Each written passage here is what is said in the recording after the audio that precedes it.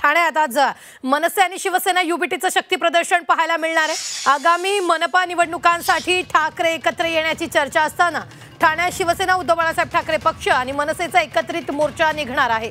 थोड्याच वेळात मोर्चाला सुरुवात होईल तर ठाण्यातील गडकरी रंगायतन इथं दोन्ही पक्षाचे कार्यकर्ते मोठ्या संख्येने जमा झालेत। या मोर्चात शरद पवारांची राष्ट्रवादीही सहभागी होणार आहे। तर ठाण्यातील वाहतूक कोंडी, पाणी प्रश्नासह पालिकेतील भ्रष्टाचाराच्या मुद्द्यावर एकत्र येत मोर्चा काढणार आहे। थोड्याच वेळात ठाण्यातील गडकरी रंगायतनपासून महापालिका भवनपर्यंत हा मोर्चा निघेल।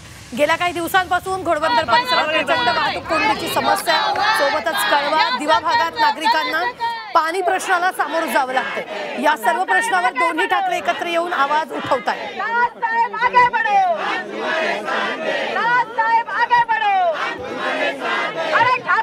याच संदर्भात ताजे अपडेट देत आहेत आपले प्रतिनिधी शुभम कोळी। शुभम, यावेळी ठाण्यातील गडकरी रंगायतनपासून महापालिका भवनपर्यंत हा मोर्चा निघेल, काय नेमक्या मागण्या आहेत, काय सुरू आहे? निश्चित पाहिलं तर मोठ्या प्रमाणामध्ये दोन्ही पक्षाचे नेते असतील, कार्यकर्ते असतील, मोठ्या संख्येने ह्या गडकरी रंगायतन आहेत त्या जमलेल्या आहेत। आपण पाहिलं तर सर्वच ठिकाणी जे आहेत ते ह्या दोन्ही पक्षाचे झेंडे सध्या आपल्याला दिसून येत असतील। मोठ्या प्रमाणामध्ये आज ठाण्यामध्ये जे आहे ते ह्या दोन्ही पक्षांच्या माध्यमातून मोठं शक्ती प्रदर्शन सध्या आपल्याला पाहायला मिळते। मोठ्या संख्येने महिला कार्यकर्ते देखील, पदाधिकारी ते देखील या ठिकाणी जमलेले आहेत। पाहिलं तर मोठ्या प्रमाणात खऱ्या अर्थाने या मोर्चाला अगदी काही वेळातच जे आहे ती ठाण्यातील गडकरी रंगायतन या ठिकाणाहून सुरुवात होणार आहेत। माझ्यासोबत बोलण्याकरिता वैशाली दरेकर या ठिकाणी आहेत, त्या कल्याण लोकसभा निवडणुकीतून देखील सामोरे जे आहेत ते गेले। तर ताई, पाहिलं तर निवडणुकींना तुम्ही सामोरे गेला होता, पाहिलं तर सत्ताधाऱ्यांनी अनेक आश्वासनं दिली असतील, काय वाटतं कुठेतरी कल्याण लोकसभेमध्ये पूर्ण झालेत? अजिबात नाही आहेत। कल्याण लोकसभेमधला आमच्यातला दिवा, मुंब्रा आणि कळवा हा जो मतदारसंघ आहे तो भाग आमचा ठाणे महानगरपालिकेमध्ये येतो।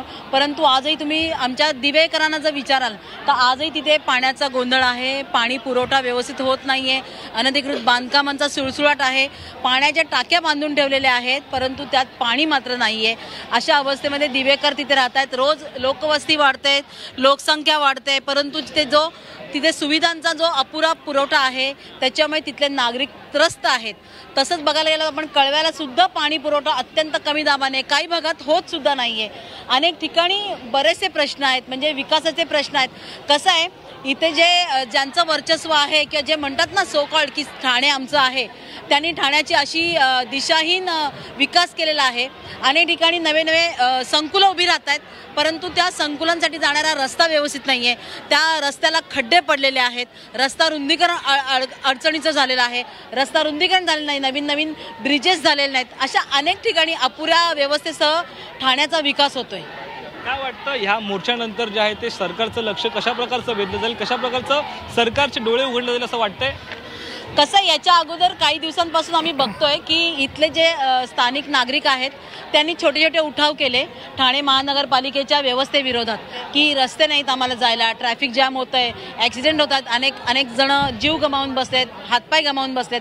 असं वेधताना मला आमच्या सगळ्यांच्याच लक्षात आलं की इथे एक मोर्चा असा निघालाच पाहिजे की ज्यामुळे ठाणे महानगरपालिकेचं जे प्रशासन आहे त्यांचे डोळे उघडतील। परंतु त्याच्यासाठी आज आम्ही शिवसेना आणि मनसेमधले सर्व आमचे कार्यकर्ते आहेत, अनेक नागरिक देखील आमच्या या मोर्चामध्ये सहभागी झालेले आहेत आणि आम्ही प्रशासनाचे डोळे उघडल्याशिवाय शांत बसणार नाही। निश्चित, अगदी प्रशासनाचे डोळे जे आहेत ते उघडल्याशिवाय राहणार नाही असा थेट इशारा जो त्या ठिकाणून दिलेला आहे। निश्चित, धन्यवाद ताजे अपडेट देण्यासाठी। आम्ही वेळोवेळी तुमच्याकडून या संदर्भातले ताजे अपडेट घेत राहणार आहोत।